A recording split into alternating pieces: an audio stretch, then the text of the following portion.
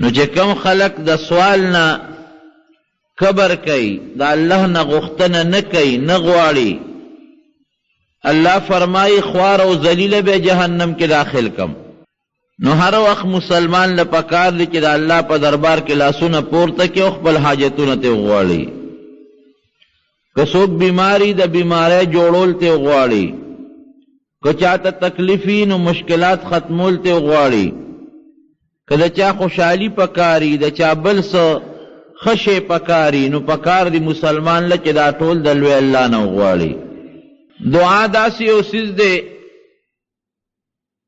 چې دې کې د انسان د لوی عاجزۍ اظهار دی ځکه چې څوک په دنیا کې هم د چا نه شی غواړي نو ځان ډېر زیات عجزه کي شکل د غربت جوړ کړي دا تاسو دا ملنګان ګورئ که یو سوالګري خشته جامې واغوستې ښکلې څپلۍ پخپو کړې ځان یې ډولې که نو هغه چاته ودرېدی نه شي چې ماله څه شی راکړه څومره چې په دې دنیا کې دا سوالګري د خلکو نه سوال کوي نو ځان ذلیله کي جامې شلېدلې واچوي شکل د عاجزۍ جوړ کړي څپلۍ شلېدلې واچوي خبرې د عاجزۍ کوي نو هله پې د انسان رحم راشي او دعا سوال وله قبلوي دغه رنګې پروردګار ځان به عاجزه کې د عاجزۍ خبرې به شروع کې په عاجزۍ به لاسونه پروردګار ته پورته کې نو چې ځان دې عاجزه که او لوی الله دې د خیر او د شر مالک وګڼه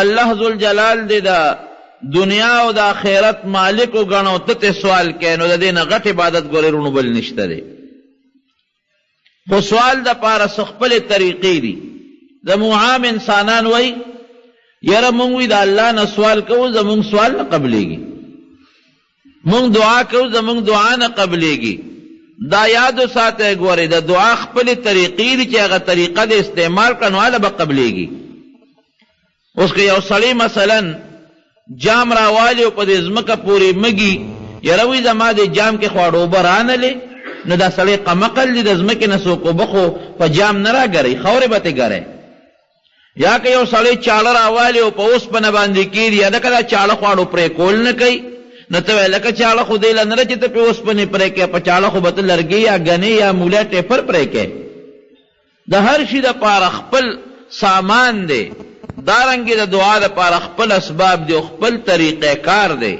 په هغه طریقه چې ته د الله نه سوال وکړې دله به قبلوي او که نه غلط سسټم او غلطه طریقه دې استعمال کړه فایدې په دې تاوان به دله ګورې درکوي بعض خلک زمون داسې سوال کوي چې هغه د عقل نم خلافي خپل سبب نه استعمالوي سوالونه کوي بړستن کې به ناست دي الله ما مالدار کې اصل کې زمونږ سوال ټول د مال دی بړستن کې به ناست دي خدایه ما جنت ته ولېږې بړستن کې به ناست دي خدایه چې زما دا خمبې د غنمو نه ډکې کې دا غلط سوال دی ته به خپل اسباب استعمال کې د هغې نه پس دا سوال کوه خپل منځ او دسو کا د ګناهونو نه ځان بچ کا د هغې نه پس د الله نه سوال وکړه چې الله زما د عبادت قبول کو ما په جنت ته بوځه منځ نه کوې روژه نه نیسي حج نه کوې در باندې فرض دی زکات نه ورکوې ټول ورځ ناروا لوړغی کوې ما جنت ته بوځې ته خپل اسباب استعمال کا منځ وکړه د مانځه نه پس اذا فرغت فانصب بیا الله ته ځان ښه وکړه او ښه ورته وجاړه یا الله منز میں دلو کوس میں خدا جنت تبوزے نو دا منز څه منز دی بیکار منز دی خدا یاره تام سزان او کړو نو پروردگار دا بیکار منز کې بدل طاقت پیدا کیو جنت ته به بوزي غنم وکړه نو بیا دا غې نه پس د الله نه سوال وکړه چې پروردگار غنم مې وکړل اوس امکان شته چې باران پیوشي او زرغونه ونشي خبا وبشي غنم زول به پیراشي بور به ختم شي او غنم به پکې جوړ نشي زول به پیراشي پریو به دې اسپم ته جوړ نشي دا الله کولی شي نه چې تا غنم وکړل دا غې نه پس پروردگار تعالی سني سي الله ما دغه وسو چې غنم مې وکړل پټې مې واړو خوره مې واچول او بخور مې وکړ الله اوس غله پکې راله دونه ډېره که چې د ما ټولې خمبې ډکې چې اوس به د الله سوال قبلوي او که نه پټې د شړ پروت دی او بلستن کې د سر منډلې دی نه مونځ او نه اودس او زما خمبې ډکې کړې نو زما په خیال دا قمقلتوب دی دا هوښیارتوب نه دی ګوره نبی کریم صلی الله علیه وسلم خپل عقل او خپل سبب استعمال کړی دی د هغې نه پسې د الله نه سوال کړی دی. زه به مثال درکم. یو سفر کې نبی کریم صلی الله علیه وسلم سره د ملګرو تللی دی. لاره باندې روان دي، اوبه نشته. په بخاري شریف کې حدیث دی. یو ځای کې دمه وکړه، صحابه ته ویې لاړ شئ اوبه وګورئ. صحابه چې خواره شو، یو ځای بل ځای ګرځي راځي، د الله رسول اوبه خو نشته. مونږ خو داسې ځای کې خیمې ښخې کړی، خو په لاره سفر به پیاده به تلل. داسې ځای کې مونږ خیمې ښخې کړې چې په هغه ځای کې د سر نه بلکل اوبه نشته. پروردګاره نبی کریم صلی الله علیه وسلم فرمایل لړ شئ هر ځای کې چې خو چېته اوبه را پیدا کړې. دومره اوبه صحابو سره نه وې چې داسې یو ګوټ راوالي پیغمبر علیه السلام ته کېدي، یو ګوټ اوبه نه وې. یو دوه صحابه د هغې په لاره باندې روان دي، یو زنانه ولیده. زنانه په اوښ باندې سوره ده او یو طرف تم د اوښ نه مشک اویزان دی د اوبو ډک، بل طرف تم د اوښ نه مشک اویزان دی د اوبو ډک. د اوبو دوه مشکونه دي، یو خوا اویزان دی او بل خوا، او دا زنانه په دا مینځ کې ناسته ده او مهار د اوښ پړې ورسره دی او روانه ده. چې صحابه څنګه ورغلل، د اوښ هغه پړې ونیوه، تپوس ته کوي ترورې اوبه دې د کوم ځای نه راوړې؟ ته څوک یې؟ ته څوک یې؟ د اوبه دې د کوم ځای نه راوړې؟ زنانه ورته وایي هغه ویرېده چې دا خدای خبر څوک دي، هسې نه ما نه څه وانخلي، دا اوښ رانه وانلي، د اوبه رانه وانلي. زر ورته وایي زما خو دا ځای نږدې کلی دی، د اوبه هلته وړمه. او چې زمونږ د وطن څومره سړي دي نو هغه بار په سفر دي، وطن کې څوک نشته دی او ماشومان بچي دی او زنانه دي، نو زه تللی یم او د اوبه مې وله راوړې. نو مطلب دا چې دا رانه څوک وانلي. وی ترورې اوبه دې راوړې د کوم ځای نه؟ اوبه خو وی ډېرې لرې دي. ځوانانو څومره لرې دي؟ وی پرون دا وخت د ګودر نه را روانه شوې یم، دا وخت پرون د ګودر نه مې د اوښ را بار کړی دی او دا یو شواروز مې مزل وکړو، یو شواروز اوبه لرې دي. بس هغې دا پړې نیغونې او دا ښځه نیغه راوسته نبي کریم صلی الله علیه وسلم. وی د الله رسوله دقه ښځه ممونته او دا اوبه ورسره دي، یو مشک یو خوا دی بل خوا دی، او ښځه بره ناسته وه. ترورې اوبه کوم ځای دي؟ وی صاحب یو شواروز مې وشو، پرون دې وخت کې د ګودر نه مې دا ډک کړي دی او را روان یم، یو شواروز نږدې اوبه په دې علاقه کې نشته. نبی علیہ السلام مبارک صحابو ته حکم وکړي لوښی راوالی. نو د مشک هغه وړه خولې پرانسته او د هغې نه په جام کې لږې غوندې اوبه د یو نم راواغېستې او لږې غوندې اوبې په د بل نم راواغېستې او د دواړو جهانو سردار مبارک پسې چف دم نارې کړې. صحابو ته یې راځئ څکې. صحابه لګیا شو، هغه اوبې وڅکلې چې څومره صحابو په سوونو ټول پسې راب شو. وی څاروي م راولی، شابه څاروي م پسې راب کې، څاروي م پسې راب کړل. یو صحابي وی د الله رسوله زما خو لمبلو ته زړه کېږي، دې خوا راشه وي دا بالټې والا شابه ته هم لمبه.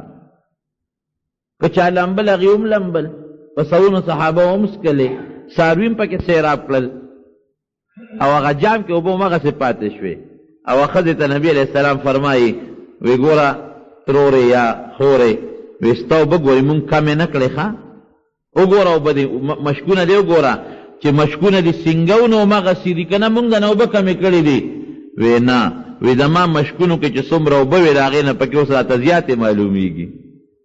مخکې شړپ شړپ کو چې په مشک کې اوبه کمې شړپ شړپ کوي. وی صاحب اوس هغه شړپار نه کوي. وی خاصې نه ستا ګمان دا راشي چې ګنې مونږ د نه اوبه کمې کړې، مونږ در نه ګورې اوبه نه دي کمې کړې، دا پروردګار الله تعالی مونږ ته اوبه په خپله زیاتې کړې. او بیا صحابو ته وی سوال راغونډ کې، چا کجورې راوړې، چا ستوان راوړل، چا اوړه راوړل، د هغې نه یې ولې غمزېدار پنډوکې جوړ کړ او هغه زنانه سره یې په هغه اوښ باندې مخکې کېنو. وی ده ترورې په مخه دی ښه چې ښځه کور ته لاړه، خلک ورته وي تا خو نن ناوخته کړې، نور کله خو به ته شواروز کې پوره را رسېدلې، یو شواروز د یو طرف نه بل د بل طرف نه، دا خو تا دې له وخت واړو. یاره وی په لاره کې یو ډېر غټ جادوګر سره میلاو شوی وم، یو سړی خو ناشنا جادوګر و او یا د خدای رسول دی. دوه خبرې دي، یا لوی جادوګر دی او یا د خدای رسول دی. او دا ټوله قصه یې ورته وکړله. بیا هغه قوم ټول راغلی دی، هغه ښځې سره راغلی دي او د نبی کریم صلی الله علیه وسلم په لاس باندې بیعت کړی دی او رب العالمین ټول قوم مسلمان کړی دی. اوس د اوبه چې زیاته شوې دا خو د نبي علیه السلام معجزه وه. د الله نه یې وغوښتله چې پروردګاره د اوبه راته زیاتې کړه، الله زیاتې کړې، خو زما پکې یو مقصد دی، په هغې لږ سوچ وکړئ. نبي علیه السلام داسې هم کولی شو چې دغه ځای کې لږې غوندې کراو کړی وي لکه د کوي په شانتې، او الله نه یې غوښتې وي چې الله شا به په دې کې راله اوبه راکړه، نو الله به ورکړی وي او که به یې نه وي ورکړی. یا که یو لوښی الله ته یې ښودی وي چې الله په دې لوښي د پاسه مې دا سر کېښوده، سر ته لر کوم چې د اوبو ډکي، الله داسې هم کولی شو، لیکن داسې ونه کړله، خپل اسباب یې لاول استعمال کړل، اسباب استعمال کړل، شا به اوبه وګورئ، اوبې را پیدا کړې، په لوښي کې د هغه مشکونه نه اوبه واچولې، دا د انسان عقل دی. ته خپل کار وکړه لاول، اوبه پیدا کړه، په جام کې واچوه، بیا د الله نه سوال وکړه، نو په هغه اوبو کې به رب العالمین برکت پیدا کړي. نو خپل اسباب او خپل عقل برونه استعمالوئ، د هغې نه پس به د الله نه سوال کوئ. دا نه برستن کې سملم چې خدای سار را پاسم چې بس سم مالدار یم او په کور کې مې د سرو زرو باران شوي، یا بس خدای پاکه چې جنت فردوس ته لاړ شمه. دا الله کولی شي، خو داسې نه کوي. کولی شي رب العالمین، خدا د الله عادت نه دی، دا قصې داسې نه کوي. ته خپل اسباب استعمال کا، لږ لاس وړقوه، یو پوټې مزدوري وکړه. ډېر بنیادمان دي، څوک لګیا دي خپله دکاندارۍ کوي، خپل څوک تجارت کوي، څوک پټي کوي، څوک زمینداري کوي. الله ذوالجلال ولا د حلالو ډېر زیات رزق ورکوي. نو ته به لږ لاس رقې، خپې به رقې، اسباب به استعمالې، لکه نبي علیه السلام چې اوبه پیدا کړې نو بیا د الله نه سوال وکړو، نو اوبه ډېرې شوې.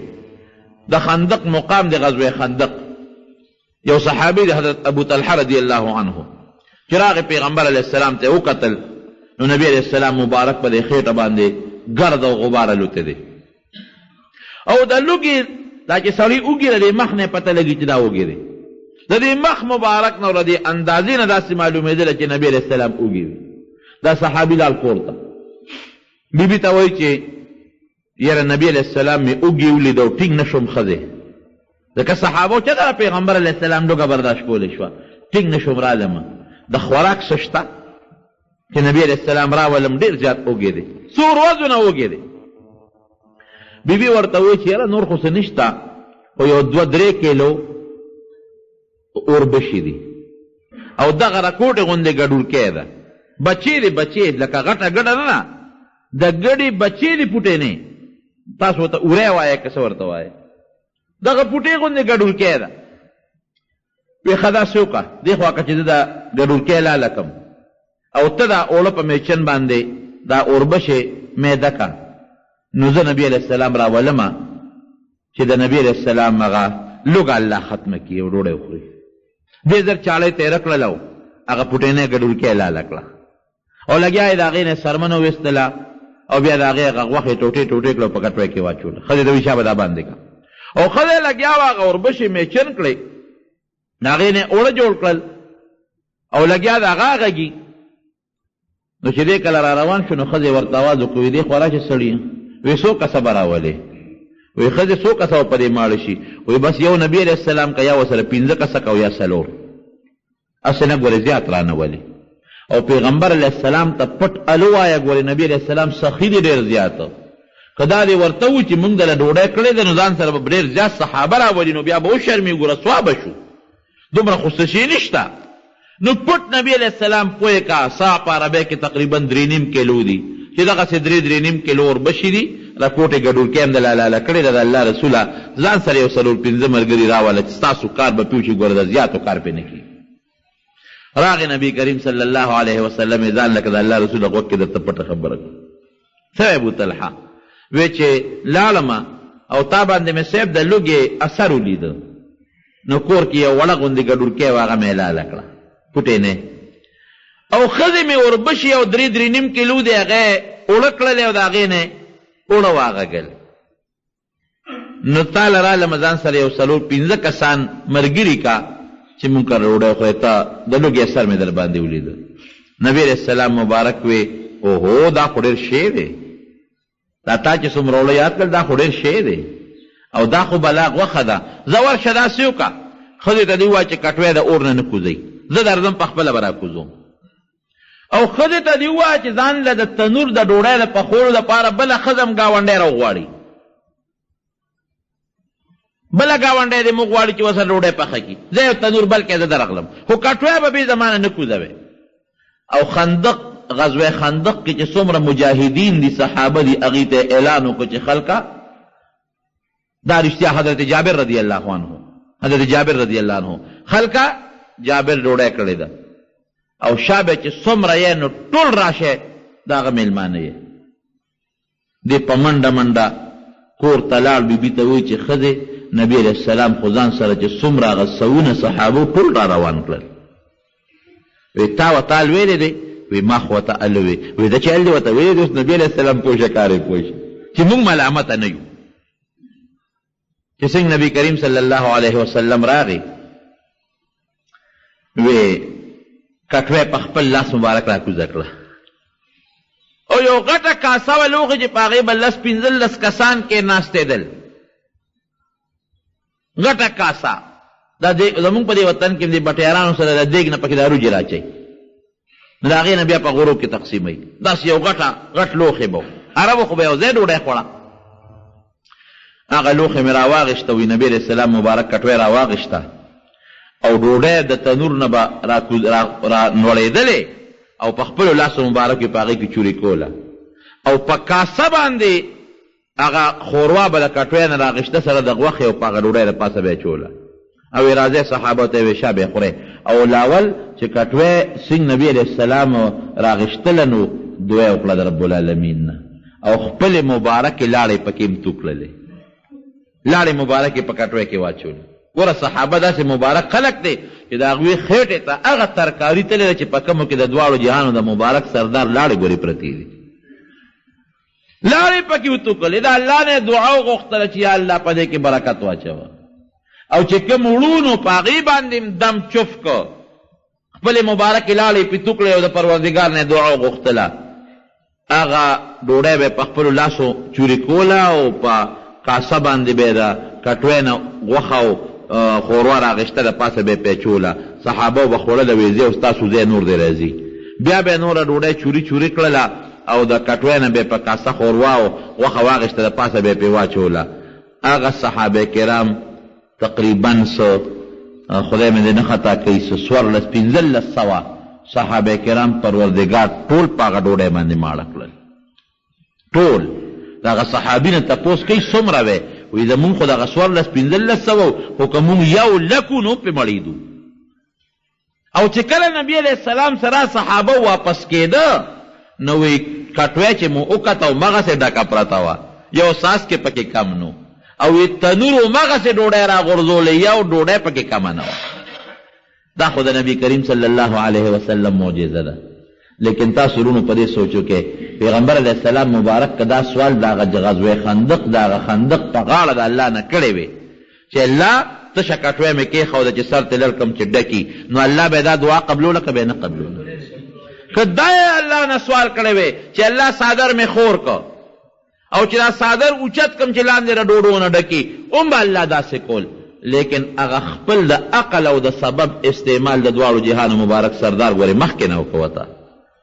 وی ډوډۍ چې پخې صبر وکړه دم به په وړو ځواچوم نو همغه وړو نه ډوډۍ پخې شوې هغه وړه الله زیات کړل. هغه کټوی چې تا پکې غوښه اچولې ده نو همغه غوښه کې به زه دم اچومه هغه کټوی به الله تعالی زیاتوي نو خپل سبب او خپل اسباب به ته استعمالې نو بیا به د الله نه برکت پکې او خیر به پکې غواړې. داسې به نه کې چې بړستن کې کښېنې او د خدای نه سوالونه کې اسباب به خامخې استعمالې. بې سببه کار نه کېږي. ته چې یو ځای ته ځې ګوره سهار وختي ستا پېښور ته اراده ده دا به نه وی چې الله تعالی سترګې پټوم خو چې سترګې وغړوم چې په پېښور کې ناست یم. دا خو الله کولی شي خو دا کار الله نه کوي.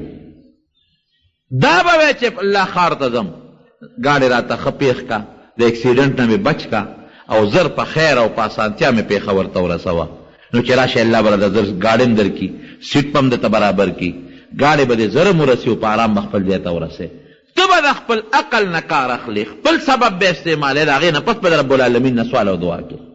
زموږ طالبان هم عبادت د طالبانو ته مقصد دا خبره کوم خدای یوې غټ مولا مې کې نو زه په دې خو مولی نشته چې تا د ټوله شپه بالښت ته ډډه والي اوږدې او سهار وختي کتابونه په اوږه کې او درس ته راشې او بیا کتابونه په اوږه کې واپس لاړ شې او بس تا ډوس پړې نه نو ته سوال کوه د خدای نه کوه. په دې خو مولی نشته. مولی چې غواړي او علم غواړي نو خواري او محنت به کوې، نو بیا به د الله نه غواړې. ګورې ته به خواري کوې، نو که ته وایې چې زه خواري کوم بیا د سوال د دعا څه پیدا ده؟ نه، ته به خواري م بعضې وخت کې وکړې او په دماغو کې به د یو ټکي م کښېنني. ته به خواري م وکړې اړو مولا به نه شې، هر څه به دنه خدای هیر کړي. نه ته به خواري کوې او د رب العالمین نه سوال به کوې. دقه رنګې د سکول دا هلکان خواري به نه کوي، ټوله ورځ بادیوې بالوځئ. مصیبت دا د پتنګانو رواج دی، خدای خبر ټول د اسمان د دې پتنګانو ډکي، یو خوا تار راکاږي او څوک بل خوا تار راکاږي. د پیسو تاوان، د وخت تاوان، چې ځان سره صاحبه ډنډی په لاس کې اغېښتي دي، څوک یو ځای کرکټونه کوي، څوک بل ځای کرکټونه کوي. ترقي یافته قومونه دا کار نه کوي، دا مونږ خلک کوو. ورشه اسرائیلو کې سر نه دا شی نشته. خلک وایي اسرائیل لږ ملک دی او په عربو یې لوبې وکړې، هغوی دا توپ ډنډی نه کوي. جاپان وګورئ، ورشه وګورئ چې کوم ملک موټرې جوړوي او جزونه جوړوي او څه نه کوي. ورشه وګورئ نه په هغوی کې کلاړي شته او نه په هغوی کې فوټبال شته. دا قصې پسې هغه نه کوي، دا زمونږ د اوزګار خیل کوي. نن صاحبه په هندوستان کې کرکټ کېږي، صدر صاحب ولځي، گورنر صاحب ولځي، وزیر اعلی صاحب، وزیر اعظم صاحب او د دنیا خلک ځي. ولې هلته په دې به د پاکستان پیسه څومره لګي؟ کرکټ دی. کرکټ څه شی دی؟ اړو په ډنډی باندې غذا روکو یا تو ګټل او یا بل وګټل، نو ساس باندې راکوشو. صوباړي ماشومانو اغېښتي پوټي پوټي واړه واړي او صاحبه صوباړي درې خښ کړي، یو ځای ولاړي، پتونونه یې راښ کړي، بل ځای کې پنسي اوچتې کړي او منډې تړلي دي. خدای ته وګورئ، جومات ته د خپل بچي راولئ، د الله قرآن پې زده کوئ. دا څه کوئ؟ ته به ورته غږ نه کوې، پرېږدې وي ورزش یې وشي. دا ورزش دی. او اوس پکې لا په اخبارات کله کله خدا اخبار ګورم، نو په اخباراتو کې دي چې ښځې هم پکې لا کرکټ کوي. نړندو پکې جوړ نشته.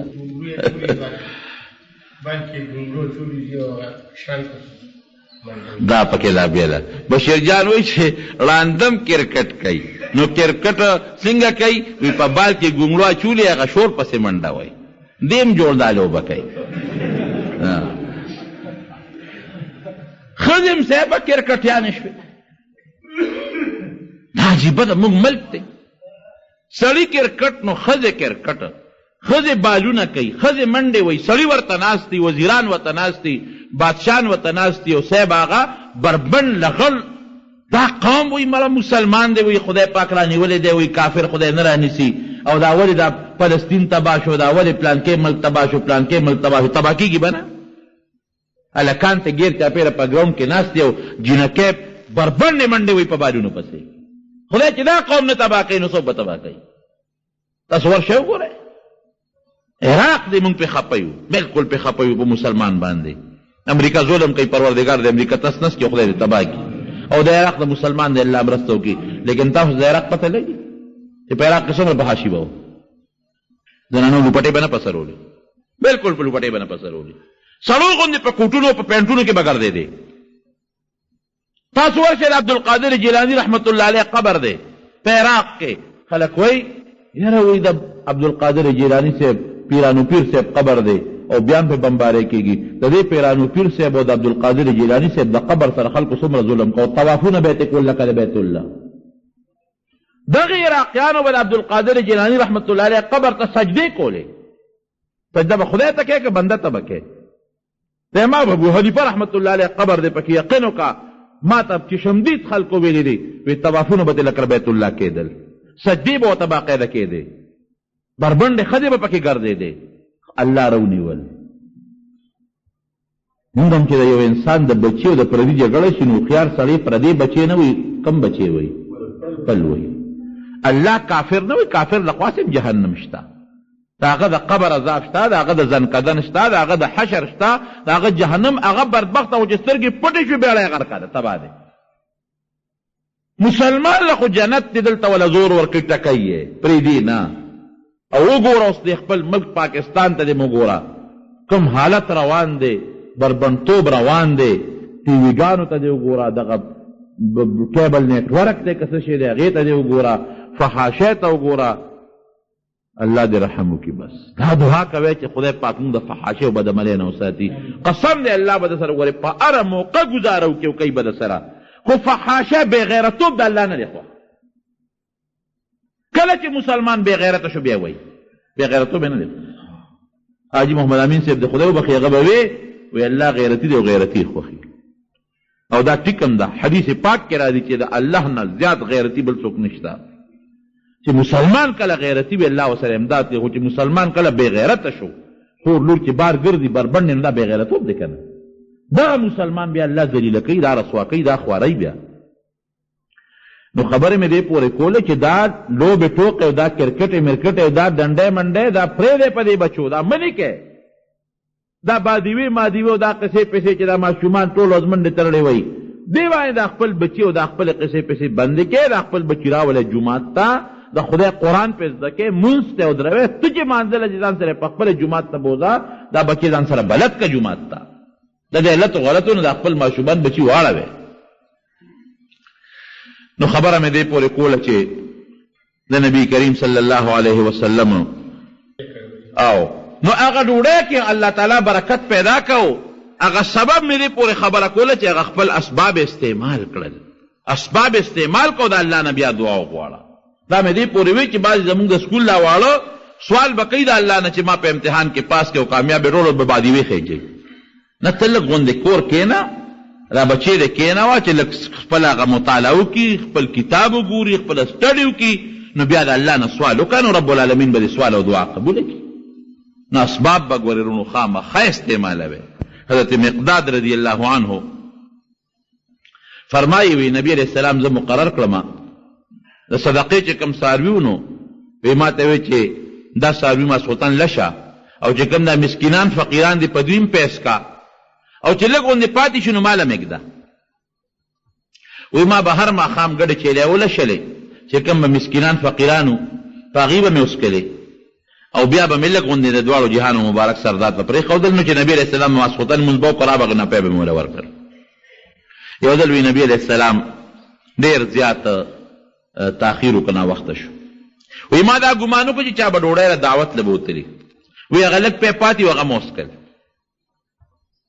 وی صادر مې راخ قسم لاستم خو وی بیا چې مې سوچ راغی چې یاره بنده دا دې څه وکړل اسې نه چې نبي علیه السلام چې ته جومات کې ناوخته کړي ډوډۍ نه خوړلې او راشي نو دا پی خو مه وسکل دا به څه کېږي او څاروي مو ټول لشلي دي پکې ساس کې پی نشته وی خوب نه راته وی چې نه راته دغه دی چې د دروازې کړپ مې واورېده وږي دی او پی خو ما څکلي وی چې څنګه راغې نو غالې غوندې دروازه بنده کړه چې زه ویښ نه شم خو ما د قصد دا نو ده کړه چې اوس به سترګې لګوم نو حیا راځي یو کټوی نه سر اوچت که پکې څه نو بلې کټوی له ورغې د هغې نه سر اوچت که پکې څه نو ټولې کټوی یو کتی خو پی خو ما څکلي وی الله ته قبلې ته یې مخ کړه وی چې یا الله که زه چا موړ کړم نو خدای ته یې موړ کړې ما ته یې واوروله نو غږ یې ونه کړ یا الله چې زه چا موړ کړم نو خدای ته یې موړ کړې داسې سوال یې وکړ وی بس زه خو پوه شوم چې د نبي علیه السلام دعا قبوله شوه وی څادر مې وغورځه او غږ مې ونه کړ منډه مې کړې او په ګډو چیلو وللم حالانکې ما لشلې وې مکمل مې وله غولانځې تشې کړې وې وی چې ورلم لوښې مې ورته ونیوه نو ټوله ګوډه چولو کې پی راغلي واپس هغه مې ولشلې نبي علیه السلام ته مې راوړه کې مې ښوده چې د الله رسوله تاسو ناوخته کړل زما دا خیال و چې ګن تاسو بل ځای ډوډۍ خوړلې پی ماس کلي دا یې دله مې ګډه چیلې واپس ولوستل. نو ګوره نبي علیه السلام که داسې الله ته سوال کړی وی چې الله دا کټوی خو تشه ده خو چې سر ته اوچت کړم چې ډکه پرته نو الله به ول دا دعا قبوله کړې وه که نه خو نه خپل اسباب الله که چا موړ کړم یعنې که چې څوک لاړل او ګډه چیلې اولشله نو ته هغه موړ کې هغه د هغه دعا نه معلومه کړه چې د نبي علیه السلام دعا قبوله ده نو ورغې هغه ګډه هغه خپل اسباب استعمال کړل هغه تیله هغه غولانځې له زور ورکړه نو الله پکې پیرا پیدا کړل.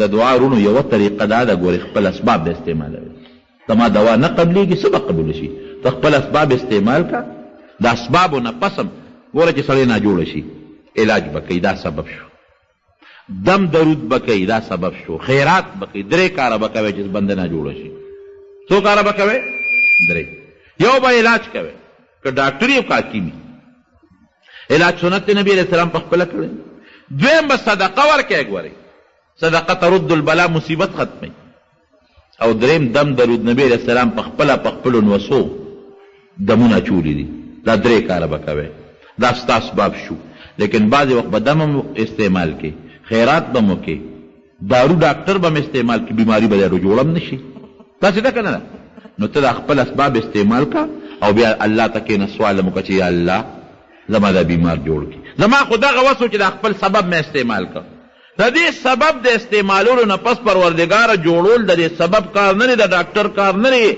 د دم کار نه دی د خیرات کار نه دی جوړول پروردګاره ستا کار دی نو خپل اسباب استعمال کا د هغې نه پس د پروردګار نه دعا وغواړه الله به دعا قبلوي نو دعا دپاره یو شرط خدا چې سبب به استعمالوي ښه دویم شرط وله څه دی بعضې خلک وایي یاره د ما دا خوله د دوا نه ده د دوا قابله نه ده هر قسمه خلک ده خاص ته په دې خوله د الله نوم خوالې ذکر خو پکې لا اله الا الله د پیغمبر علیه السلام درود شریف خو پې وی اللهم صلی او دعا پې نه کې دا هم قمقل انساني شیطان ورته په دا زړه کې ناست یې هغه له دیکې ورکوي زما خوله قابله نه ده خوله د الله د نوم د اغېشتو قابله ده د رسول الله مبارک د نوم د اغېشتو قابله ده او د دعا قابله نه ده دا به قطعا نه وی چې خوله مې د دعا قابله ده د مسلمان خوله د دعا قابله ده مسلمان ویلی ته چې د الله نه به دعا کوي سوال به کوي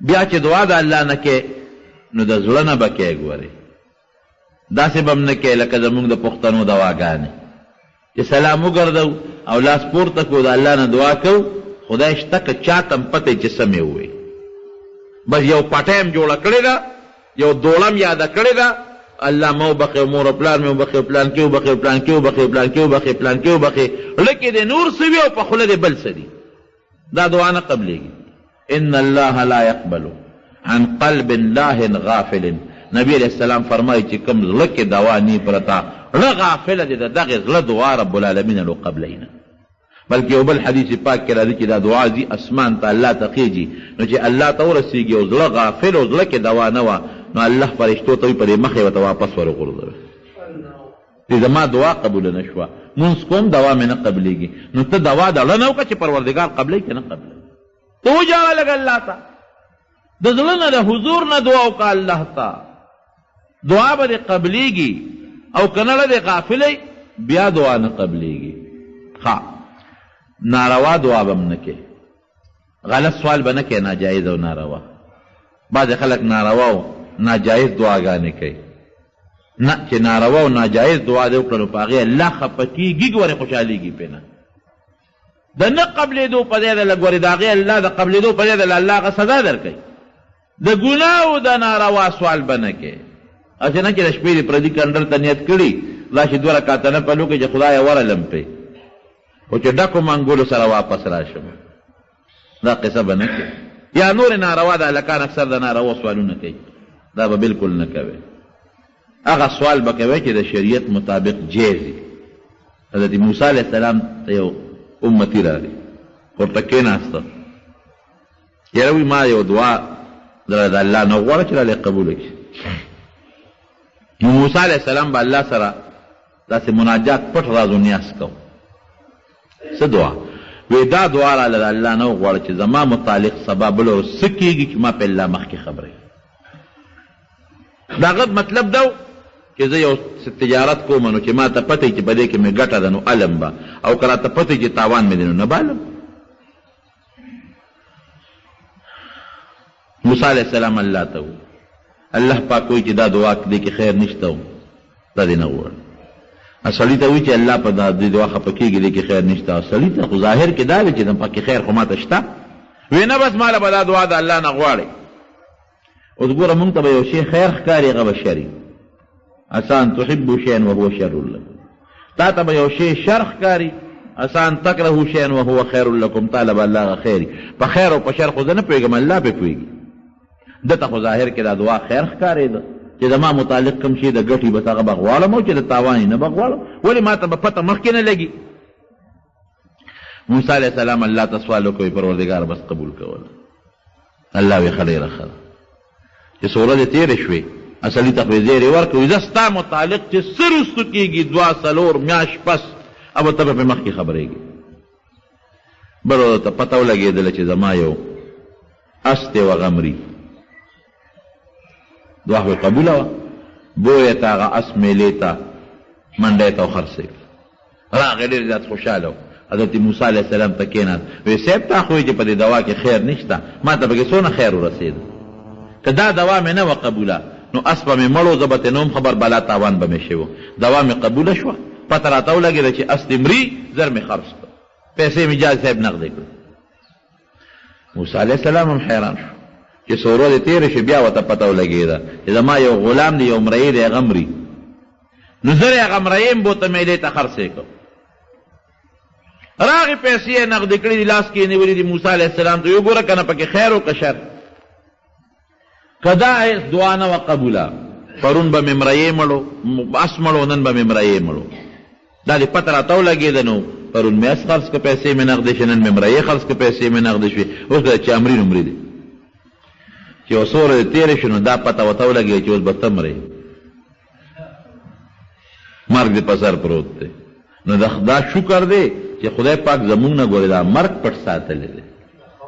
یعنې قسم دی که چاته پته لګېده چې کال پس به مرمه کټ کې به پروت یم او خوله به مې واده شي او سا به مې وخېږي او زنقدن به راځي چې به کال مخکې ډوډۍ نه خوړه لویه غم راځي به وه بل کار به چا نه کو یو به یو کله ته ښه تا کله نیټه راځه هفته پس اوهو بل به بل کله ته به کله خپې ګرېته کې زما 2 میاشتې دي بل به بل لته ستا ورک آډر کله کټ شوی دی زما 1.5 میاشت پاتې ده ووایه که نه چا به پټې کرلی و چا به دکانداري کړې وه سوال نه پیدا کېږي. دا خو شکر دی چې مرګ دنه پټ دی که اوس ګنټه پس مریم درته پته نه لګي او که میاشت پس مریم درته پته نه لګي یعنې چې دا پته وي رزق به دی نو په یو بل به ګرځېدو ته به کله مرې به کله مرې خورې که ځان له قبر وکنو ځان له دغه وکنو له حد مونځ او دس به هم در نه پاتې و دا چې کوم ورشه وګورئ چې چاته داسې بیماري وي غریب خپېړه شي پته ورته ولګېده اشنا ته چې زه به مرم. راغی موسی علیه السلام ته حضرت موسی ما ته خو دا پته ولګېده چې بل ورځ د چهارشنبې پر ورځ زه مرم.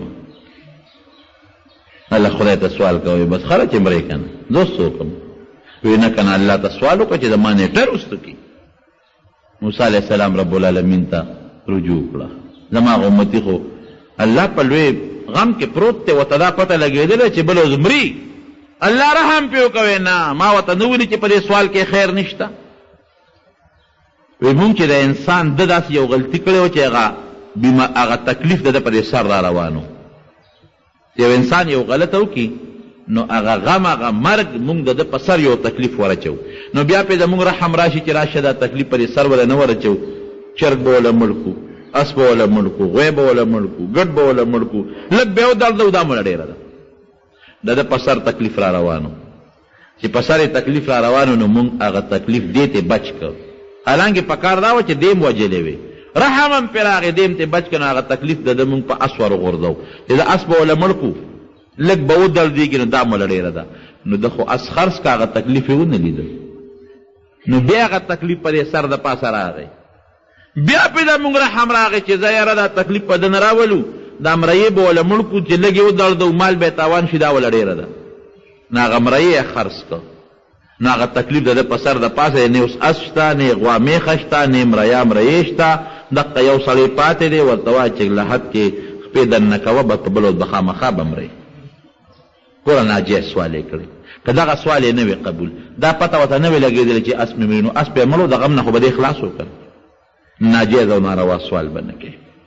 ښه د سوال دپاره بعضې وخت کې دی چې بعضې زمانه کې الله سوال قبلوي او د بعضې انسان هم ګوره الله سوال قبلوي بعضې زمانه کې قبلېږي دا یاد کې لکه د جمعې په وخت کې نبی علیه السلام فرمایي د جمعې په دې ورځ کې یو خاص وخت دی چې هغه وخت کې د انسان دعا خامخا قبلېږي دا نبی علیه السلام فرمایي هغه خاص وخت کم دی هغه الله پټ ساتلی دی خو زموږ علما لیکي د احادیثو په رڼا کې څوک وایي هغه د دې مانځه دا ټیم دی چې دا کله امام دی خطبې ته ودرېږي تر د مانځه د فارغ کېدو وخت کې دې وخت کې چې الله د خطبې نه پس خو په ژبه به خبرې نه کوې زړه کې الله نه څوک سوال وغواړي نو پروردګار یې قبلوي او بعضې علما وایي نه د مازدیګر د مانځه نه پس تر ماښامه پورې ټیم کې الله دا سوال قبلوي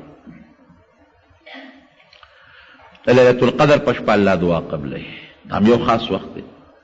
د شپې په آخر وخت کې هره شپه چې اخیري ټیم شي الله د انسان دعا قبلوي. د رب العالمین اواز کوي. څوک بخنه غوښتونکی شته چې زه وبخم، څوک سوال غوښتونکی شته چې زه سوال قبول کړم، څوک حاجتمن شته چې حاجت ولا پوره کړم. د پېشمني دا وخت د سبا د خطو نه مخکې دغه ټیم الله دعا قبلوي. دویم د بانګ نه پس الله دعا قبلوي چې څوک بانګ وکړي.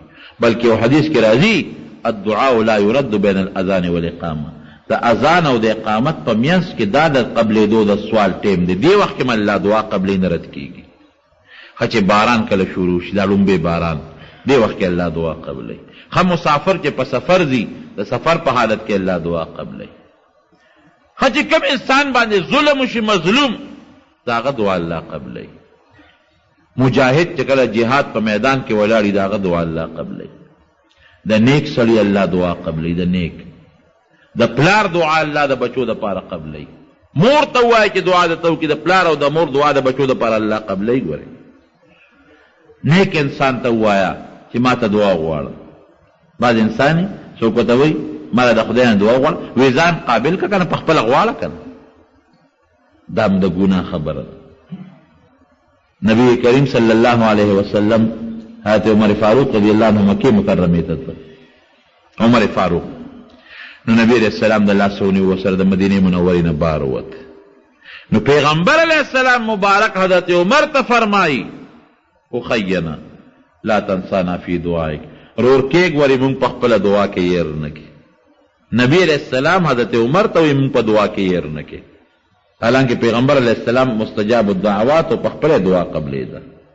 نو دین علما دا معلوموي که یو ډېر نیک سړی د ځان نه کم ته وایي چې ما له دعا وغواړه، نو دا هم جیز دی. بل د بیت الله خوا کې دعا قبلېږي، د حجي دعا قبلېږي، د عمرې والا دعا قبلېږي، صفا او مروه کې دعا قبلېږي، جمعات کې دعا قبلېږي. جمعات د دعا د قبلېدو ځای دی، دا د دعا ځای نه دی. او بیا چې دعا کې د دعا طریقه دا ده چې عبادت لاول د الله، هر وخت دعا کوه بې عبادت هم، خو ښه صورت یې دا چې د الله ذوالجلال په حضور کې 2 رکعاته د توبې مونځ وکړه. قبلې ته مخ که، لاسونه پورته که الله ته، په داسې طریقه لاسونه پورته که چې ستا دا ګوتې دې تندي ته مخامخ راشي، او دا تلي دا ورغوي ستا د دې مخ دې ننګو ته مخامخ راشي، او دا لیچرې دې زړه ته مخامخ راشي. او ښه د اول د الله حمد به وایي، حمد د الله صفت، الحمدلله رب العالمین، دا هم ډېره ده.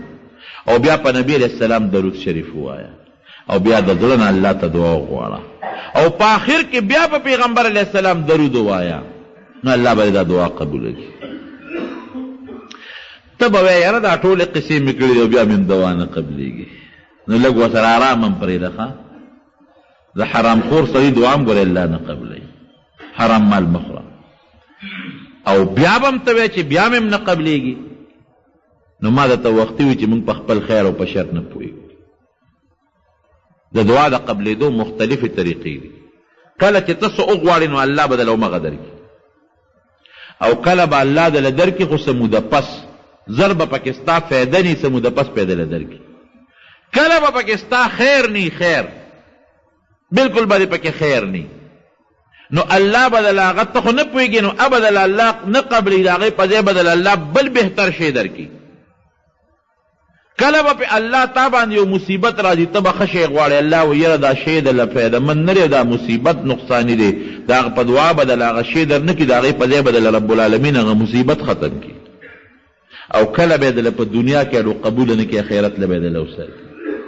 ځکه حدیث پاک کې راځي نبی علیہ السلام فرمایي د قیامت پر ورځ بعضې بندګان به الله به ډېرې زیاتې خوشحالۍ ورکړي. دی به پروردګاره ما خو دونه نیکي نه وکړې لکه اسونه چې تا ما لار سره کړل. الله به ورته فرمایي وایي دا ستا هغه دعاګانې وي چې دنیا کې مې دله نه وې قبولې کړې، آخرت کې مې دله ساتلې وې.